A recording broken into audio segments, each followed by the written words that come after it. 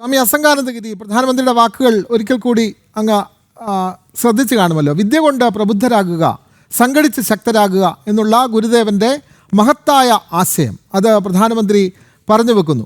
അപ്പോൾ കൃത്യമായി പ്രധാനമന്ത്രിയുടെ വാക്കുകൾ ശ്രീനാരായണ ഗുരുവിനെ ഇത്രയധികം മനസ്സിലാക്കിയ ഒരു പ്രധാനമന്ത്രി ഭാരതത്തിനുണ്ടായിട്ടില്ല എന്ന് സ്വാമി സച്ചിദാനന്ദ സ്വാമികൾ ആ മഹാസമ്മേളനത്തിൽ പറഞ്ഞു. അപ്പോൾ ശ്രീനാരായണ ഗുരുദർശനങ്ങൾ ഇത്രയധികം ഉൾക്കൊള്ളുന്ന ഒരു പ്രധാനമന്ത്രി എന്നുള്ള നിലയിൽ നരേന്ദ്രമോദി ഗുരുദേവ ദർശനങ്ങളെ എത്രമാത്രം ഉൾക്കൊണ്ടിട്ടുണ്ട്, അല്ലെങ്കിൽ എത്രമാത്രം അദ്ദേഹം അത് തൻ്റെ ഭരണപരമായ കാര്യങ്ങളിൽ അദ്ദേഹം പ്രായോഗികമായി ഉപയോഗിക്കുന്നു എന്നാണ് അങ്ങ് കരുതുന്നത് സ്വാമി അസംഗാനന്ദഗിരി?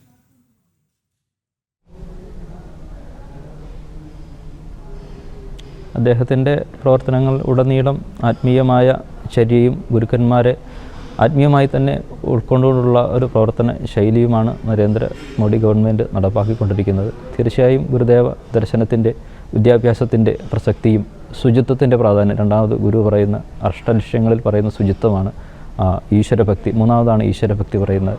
പിന്നെ കൃഷി, കച്ചവടം, കൈത്തൊഴിൽ, ശാസ്ത്ര സാങ്കേതിക പരിശീലനങ്ങൾ, ഈ പറയുന്ന അഷ്ടലക്ഷ്യങ്ങളെല്ലാം തന്നെ ഒരു രാഷ്ട്രത്തിൻ്റെ സമഗ്രമായ പുരോഗതിക്ക് വേണ്ടി ഒരു ഗവൺമെൻറ് പോലും ചിന്തിക്കാത്ത കാലത്താണ് ഗുരു ഇതൊക്കെ ലോകത്തിന് ഉപദേശിക്കുന്നത്.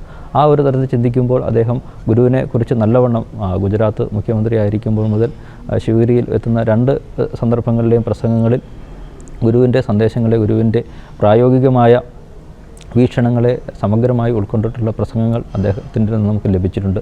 അത്തരത്തിൽ ഒരു ചടുലമായ ഒരു പ്രവർത്തന ശൈലിയുടെ വിദ്യാഭ്യാസ രംഗത്തും ശുചിത്വ കാര്യത്തിലും സംഘടനാപരമായ കാര്യങ്ങളിലും കൃഷി സംബന്ധമായ കാര്യങ്ങളിലും കർഷകരുടെ ശാക്തീകരണത്തെ സംബന്ധിച്ചൊക്കെ ചടുലമായ നടപടികൾ അദ്ദേഹത്തിൻ്റെ ഭാഗത്ത് നിന്ന്, ഗവൺമെൻറ്റിൻ്റെ ഭാഗത്ത് നിന്ന് ഉണ്ട്, ഇപ്പോഴും നടന്നുകൊണ്ടിരിക്കുന്നു എന്നുള്ള തരത്തിലാണ് നമുക്ക് മനസ്സിലാക്കാൻ സാധിക്കുന്നത്.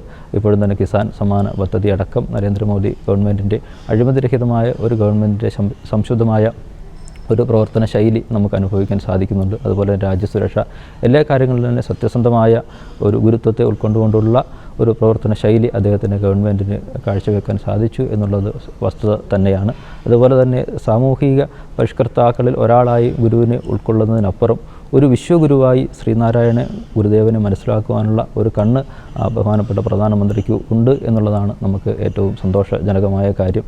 സാധാരണ സാമൂഹിക പരിഷ്കർത്താക്കളുടെ പട്ടികയിൽ ഗുരുവിനെ ഉൾപ്പെടുത്തിയാണ് പഠിക്കുന്നത്. പക്ഷേ എന്താണ്, ഒരു ലോകത്തെ അല്ലെങ്കിൽ ഒരു രാഷ്ട്രത്തെ മുഴുവൻ നയിക്കാൻ ശേഷിയുള്ള സമഗ്രമായ ഒരു ദർശനം മുന്നോട്ട് വെച്ച ഗുരുവിനെ ഒരു വിശ്വഗുരുവായി പഠിക്കുമ്പോഴാണ് ഗുരുവിൻ്റെ വിശാലമായ പഠനത്തിലേക്കും ചിന്തകളിലേക്കും നമുക്ക് എത്തിപ്പെടുവാൻ സാധിക്കുന്നത്. അത്തരത്തിലുള്ള ഒരു പഠനം ബഹുമാനപ്പെട്ട പ്രധാനമന്ത്രി നടത്തിയിട്ടുണ്ട് എന്ന് വ്യക്തമാണ്. അദ്ദേഹത്തിൻ്റെ വാക്കുകളിൽ അത് വ്യക്തമാണ്.